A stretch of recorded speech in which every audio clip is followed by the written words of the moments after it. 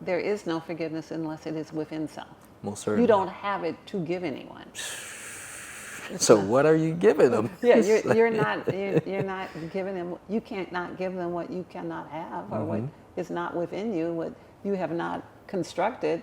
You can't make a ball out of forgiveness and throw it to somebody if you don't have none. It's something else. You're like, I don't know what that was, but No, me neither. But let's call it forgiveness.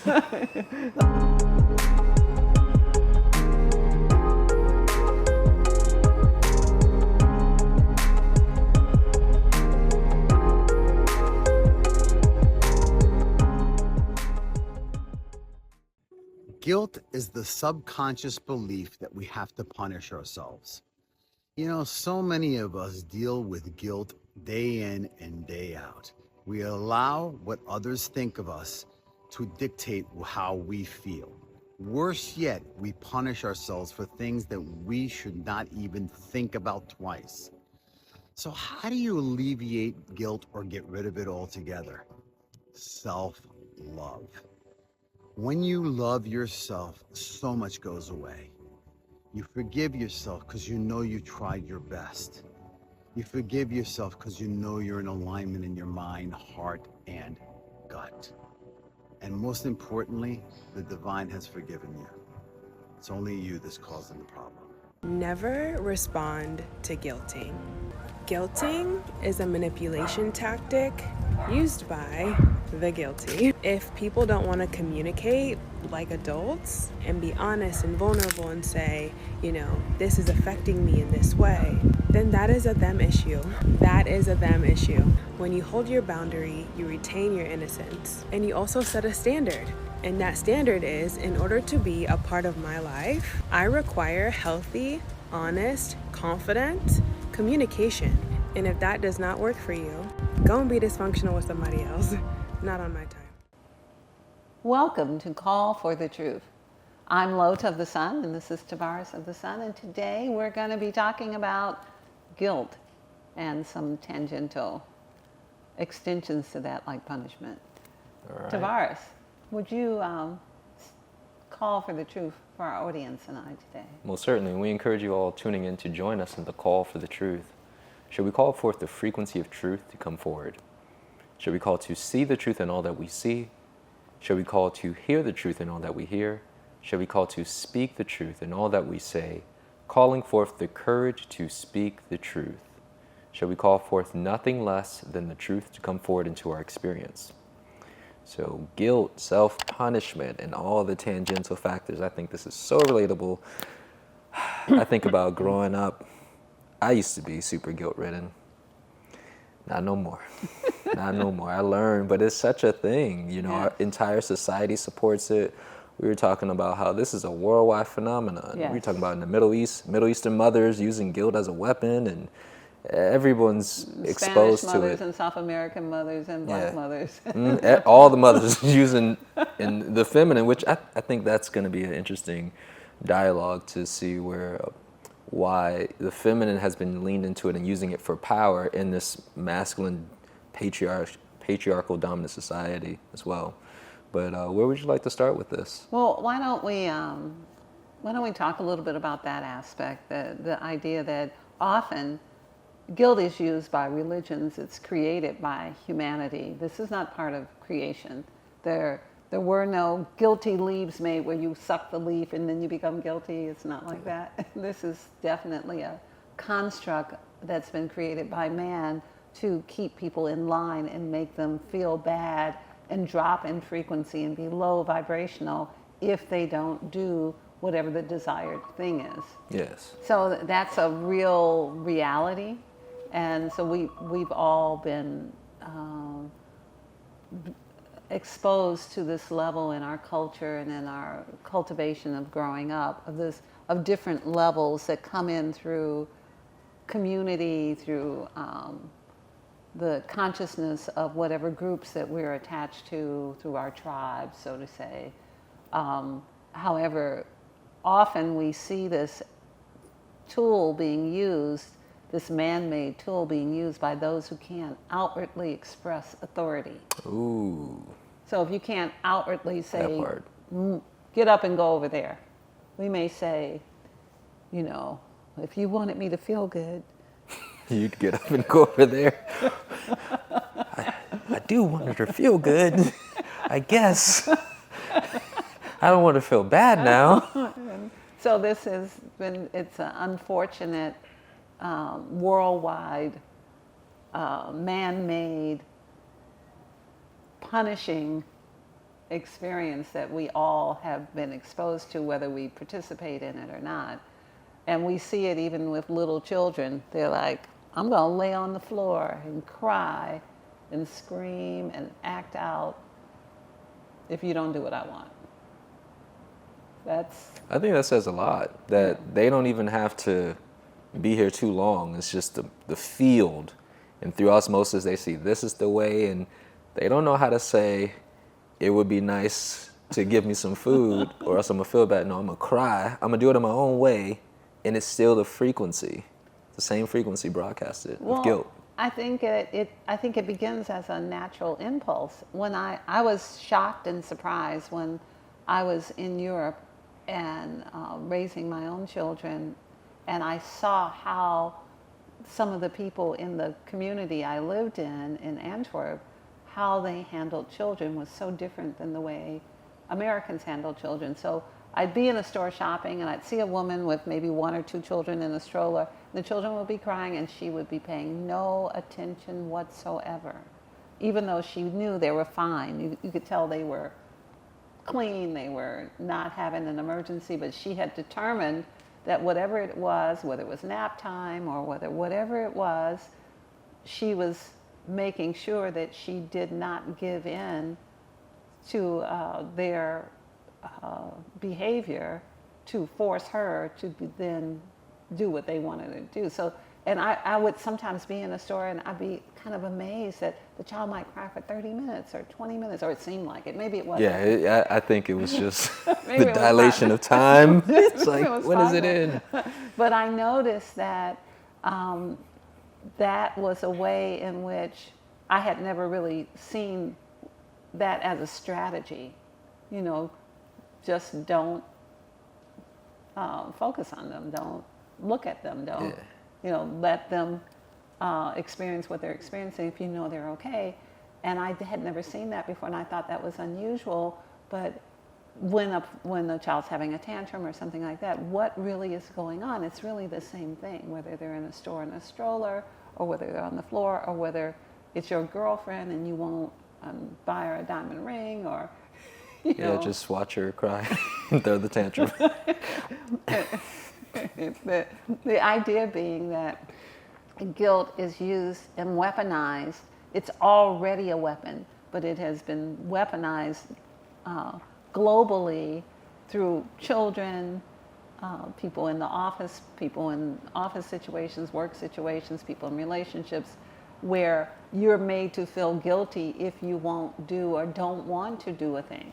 And what's overlooked is that you only really want to bring to any experience your willingness to do it. You don't really want to bring your unhappy enslavement to any event. But it doesn't seem to be of any consequence. No, I want to take it back a little bit to what you experienced with other countries. And I'm watching and I'm like, oh my gosh, yes, this works with adults too. Yes. You know, and I was looking at my own experience, seeing that at one point in time, allowing myself to be susceptible to the guilt and seeing that just detach and just let them say what they say, but don't allow yourself to adhere to the guilt. And it works. Like it literally works to just remove yourself. But I have seen that it requires this type of psychological reprogramming of, do you owe them that, you know? Or I think you mentioned something that was kind of funny to me. Will they be okay? And I was thinking in my mind, if I don't go to visit you all during the holidays, which that's a big thing, you know, the guilt from family, for people who have traveled and been away for so long and, oh, come see us, we haven't seen you so long, but you know what's awaiting you when you go there. So you decide not to, and then they guilt you. And so that idea of, are you going to be in the hospital if I don't go? Is something going to happen to you? No, so you're going to be okay. There's no need for me to feel your type of way. You're going to be all right if I don't show up. Let's do FaceTime maybe. At least that. But my point is the detachment. Don't allow it to pull us in.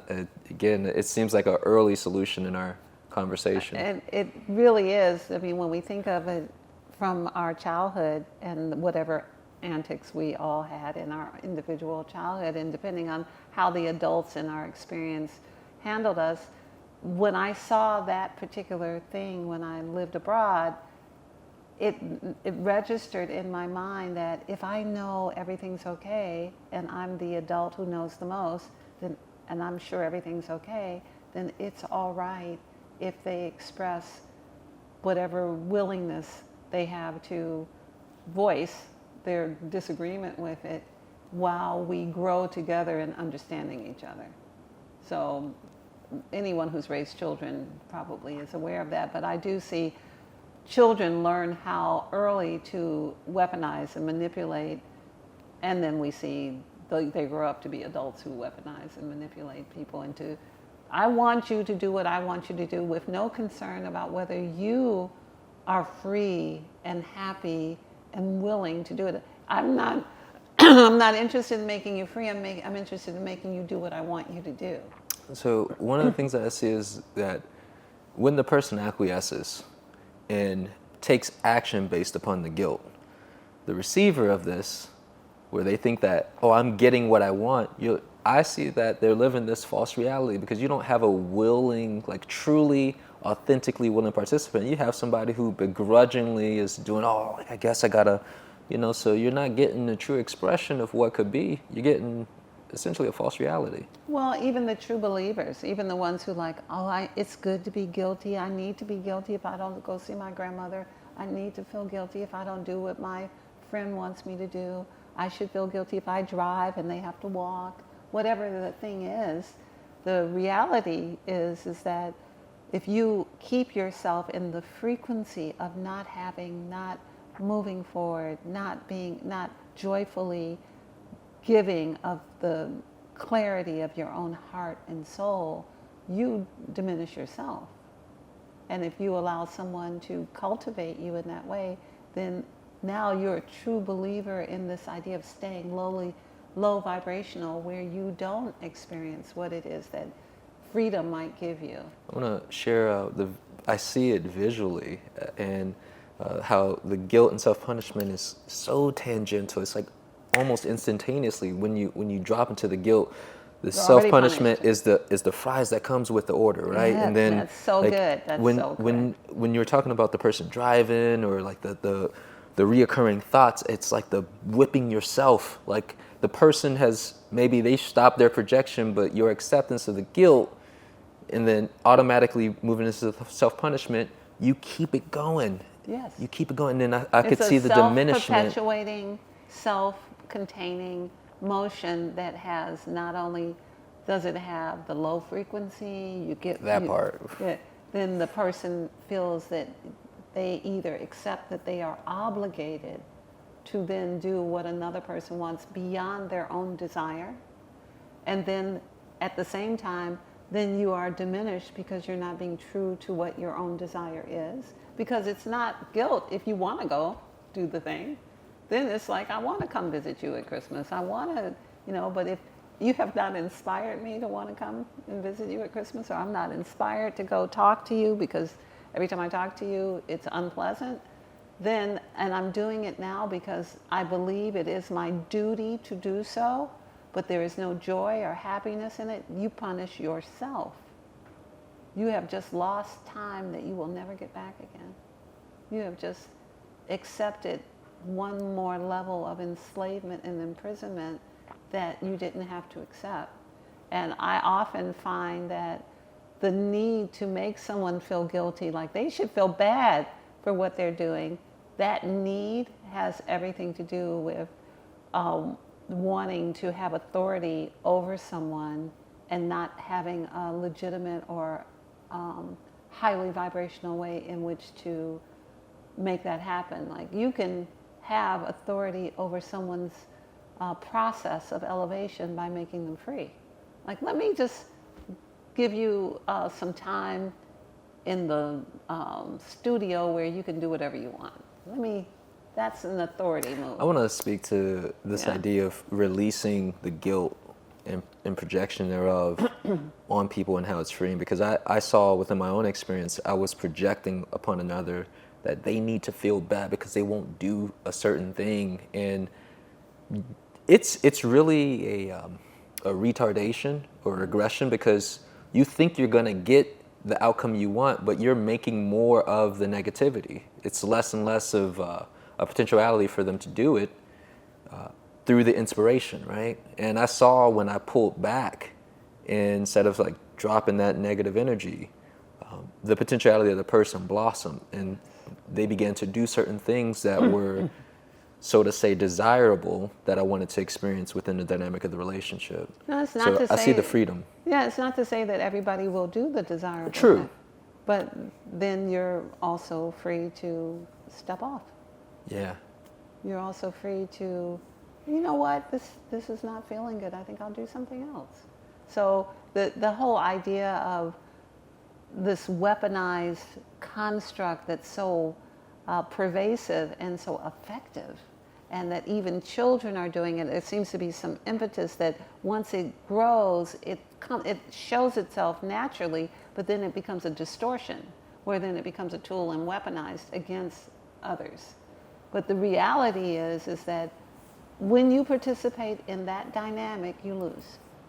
There's no Either way, party. Yeah, whether you're actively, through manipulation of guilt, encouraging someone to do something that you want them to do, but you are unable through authority to just say it. You can't just say, well, this is what I want you to do, because that would be not guilt. That would just be, I'm asking you, or I have the authority to request for you to do such a thing. So this is an unseen talking of, in the unseen, I want you to behave the way that I want you to behave, and if you won't behave the way I want you to behave, then I'm going to be unhappy. So that's the person who's projecting the guilt. Yeah. Then the person who's receiving the guilt is aware, they want me to do so and so and so and so. They're not saying it. They didn't say that out of their mouths, but I can tell they want me to wear my black pants and my black shoes when I go out of the house. Because they keep putting the black shoes by the door, and they ironing the pants. But they don't have the courage to say, will you wear the black shoes? And because they know that I may have the option of saying no. So they want to avoid the option by manipulating a circumstances where, look, she ironed my shirt and the pants and put it by the door. It would be a shame for me not to, do that. And I know she wants me to do it. So then I'm going to wear that, but everybody else is wearing, the team is in blue and black. Right, yeah. And like you got on black and everybody else got on blue and black, So it's that idea of people inculcating it into their bandwidth of how they deal with others. So often I don't think people even recognize that they're packaging their desire in a guilt bag. Vibration. We are a universal remedy of support, an ally infused with positive frequencies and biophotonic light particles, intended to return one to the greater whole of one's organic nature. Within our layered structure exists an opportunity for metamorphosis, prompting divine healing energies of light to awaken your original composition, that which has been irritated by inorganic substances through mental, emotional, and physical material. We are navigators, those who operate by way of your conscious thought and directive, exponentially moving to the physical areas of stuck emotion within the body that are in need of restoration. When engaged with us, we identify and mirror the called upon frequencies of lower vibratory notion for it to see itself in transmutation, while awakening that which is dormant to shift into the rectification of optimum balance and functionality.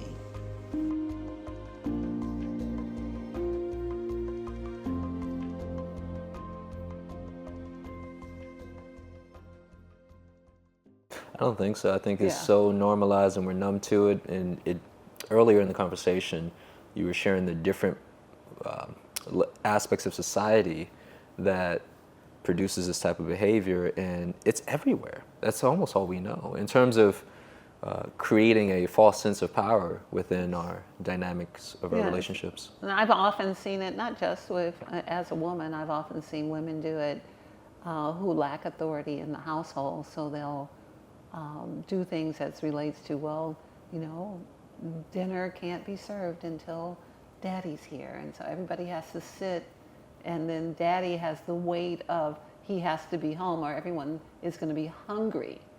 You know, so that's a way to control daddy.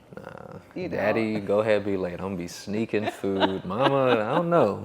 So I mean, there's all kinds of things that, all different ways in which people use it. You know, we could talk about that for many hours, but the idea we're bringing forward is we see that it's so pervasive, it's almost invisible. Yeah. It is such a part of the experience, and we want to give you solutions on how to disconnect the thread that makes you feel sad and unhappy and depressed and suffer as a result of someone trying to gain authority over you, someone trying to be in charge and have power over you as an adult. And the way to do that is to be on the alert of your own freedom of, does this feel joyous? Does this feel inspired? Is this what I want to do? And just stay true to self and let everything else, you know, we're in a time of great deconstruction. What a wonderful time for this to change. I want to share with the audience something that you taught me that helped me in my process, which was you owe no one anything other than the truth. Right. And when I really integrated, and it took some time because, again, all the obligations that are created within the different type of relationships that we have, there's this, oh, because it's mom, because grandma's my girlfriend, it's this person, that person. But what is the truth? Yeah. What is my truth? Yeah. And it would be horrible if I'm living a lie within the relationship. Right. Like I said earlier, there's this false reality that's created, and the relationship isn't really real at that point. You know, it's something else. I think that there should be some clarity about what to expect in a relationship, and we don't always get what we think we are putting out, or even what we do put out. But what we can determine is, are we inspired to do the next thing? Am I inspired to go and do something for you? Am I inspired to purchase something for you, or to do something pleasant for you because of your behavior towards me, or because of your glowing sense of what you think of me now inspires me to think that way of you? And this, I think, has been lost. Like, we've, with your mother, do you feel like, oh, my mom's so wonderful, I want to make sure I'm inspired to show my mom how much I love her. I'm inspired to show my lover how much I love them, not by demanding that they do the next thing I want, but by being having genuine, free inspiration to do something that would make them feel happy. Whatever that is that would make them feel happy, not what makes me feel happy. Yeah. You know, I'm not going to buy myself a red fur coat because it'll make him feel happy. That's lame. Like, don't you feel happy? I got this red fur coat. Like what I'm wearing? How does that make you feel? Oh, that's lame. So the solution to this is to make sure that we are in touch, because I think a lot of people have lost themselves in relationships where they're not sure if they're doing it because they feel guilty, or they're doing it because somebody else wants it, or they're doing it because they really don't like themselves and want to punish themselves, or if they're truly inspired in some way. And so our solution is call to be inspiring. Call to inspire others to want to do something that will make you both feel good. You know, instead of, you know, playing to the lower frequency and the bandwidth. You know, instead of playing to, well, you know, I'll feel real bad if you don't do what I want you to do. I'm gonna feel real sad and unhappy. You know, I'm not gonna feel good tomorrow either. I'm not gonna feel good tomorrow either. I'm not gonna like that, you know. So that's really playing to the lower frequency. Why not encourage a person? You know, I remember my mother telling me something when I was a little girl. I think she had a birthday and I brought her crayons. And she said, you buy the best gifts because you buy what you would want. Why don't we try some of that? Why don't we give someone something that truly inspires us and see if it inspires them? You know. I am not accepting crayons, by the way. I was about to say, I don't know, LaOta. I don't know if you'll let me get you. It's the principle. It's really the principle of it. What about paint pens? I don't know. This is scale up. Did you have something else on this topic? Just if there's still time, exploring the idea of self-punishment just a little bit, even though we given a solution, because I want to share some examples. I was speaking with someone who they recognized that their behavior towards themselves was out of order.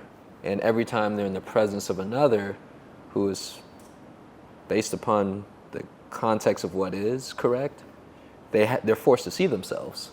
So there's the self-punishment, oh, I'm not doing right. And how in doing so, it's like you forever keep yourself stuck in the space that you want to get out of.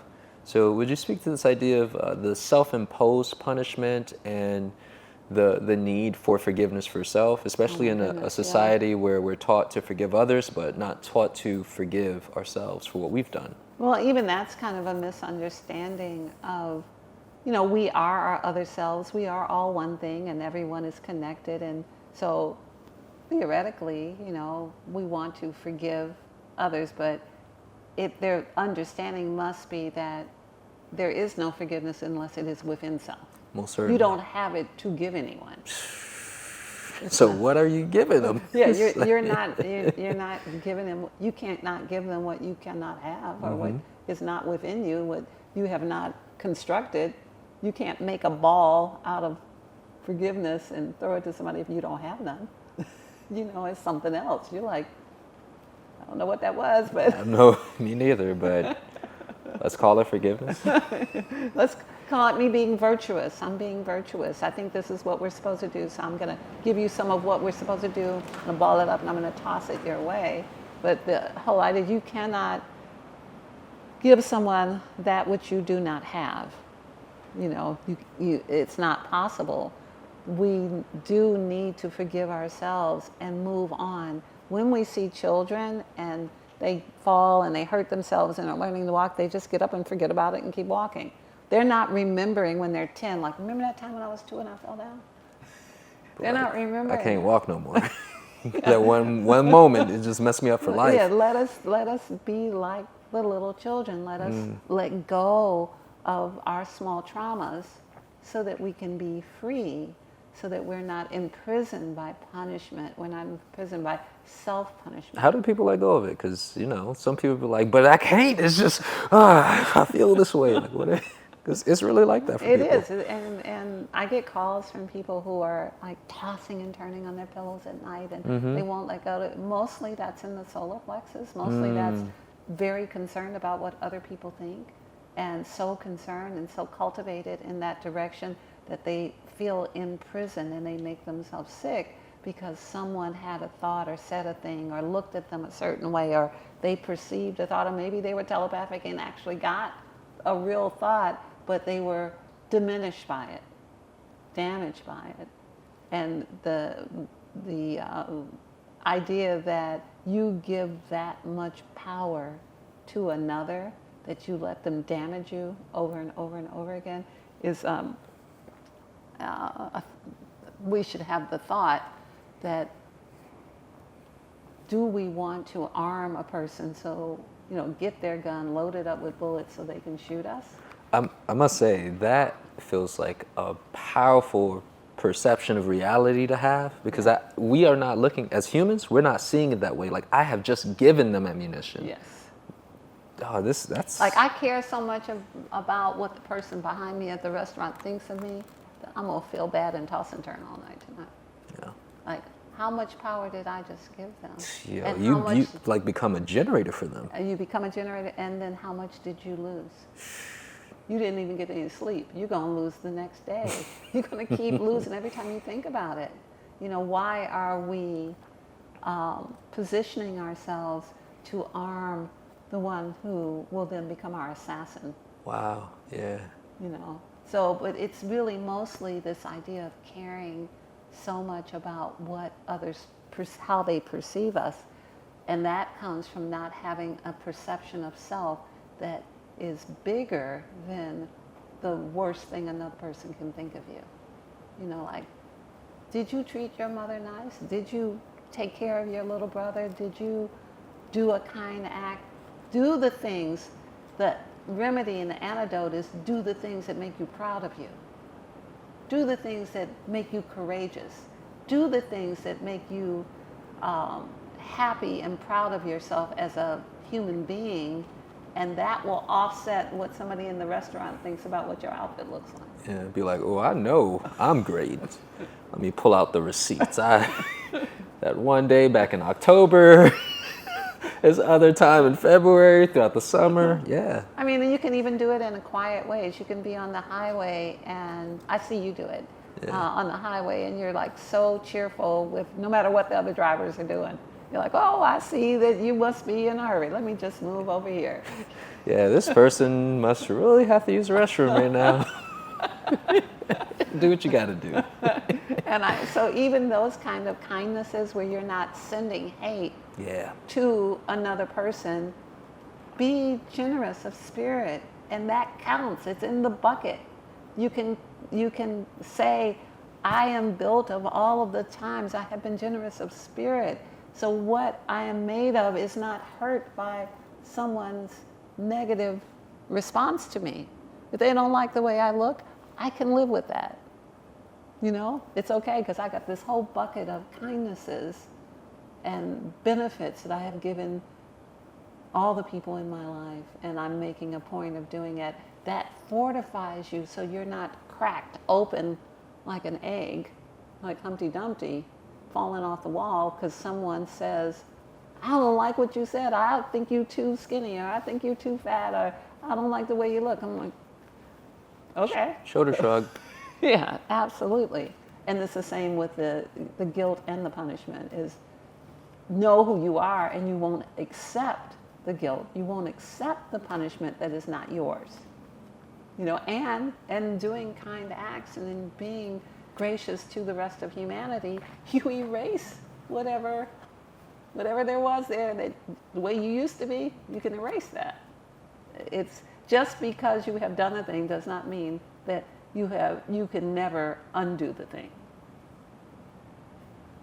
You can do a redo on everything.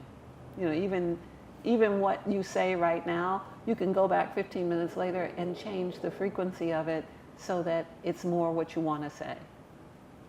We are the masters of this reality. We can do many things. You over there giving them the tools for success, the multi-dimensional through time and space. So you're going to call for truth? You're going to give a call for truth card for Speaking of today's redo, I'm redoing because I wasn't focused. So I'm like, let me redo this with clarity. What is your question today? To see the truth that needs to be shared regarding guilt and self-punishment within our society. Yeah, I'm looking forward to seeing what that is. Oh, this is great. The theme is protection. Yes. You protect yourself by being confident in who you are, Know who you are. Didn't That you just is say so that? Did you just perfect. not say that? You Well, just said that. Yeah, Know who you I are. said it on the card too. Yeah, you said it twice squared, so you know it's real, right? Yeah, all of this and all of the things we talk about strengthen you so that you are protected, because your protection is you. If you're guilty and feeling need to be punished, you will most certainly encounter that experience. Somebody will come up who knows just how to punish you and how to make you feel guilty if you are in that dynamic. So it's best to put yourself in the space of doing the things that, and being aware and conscious of those who are in your reality. When somebody does something in the unseen or talks to you in the unseen, like, I'll feel so sad if you don't take my groceries out the car, you know, you can, good, you should want to do that if you want to do it. But also good that you say, well, you don't have to speak to me that way. You could just ask me would I move the groceries out of the car. That's right. Confront them in their Right. guilt. You could just ask me and I would happily do it, but I have a problem with being manipulated into That doing part. it. So, you know, this is another way in which you can identify that. And no, it might hit the ground hard and break into a million pieces, but I would encourage you to continue to be the truth, Hey, not the lie. It's going to be a lot of Humpty Dumpies out there after this podcast. So we thank you for joining us, and we welcome you to come back again. We give you the greetings of In Lakesh and Veritas with honor, respect, and gratitude. Thank you so much for joining us today.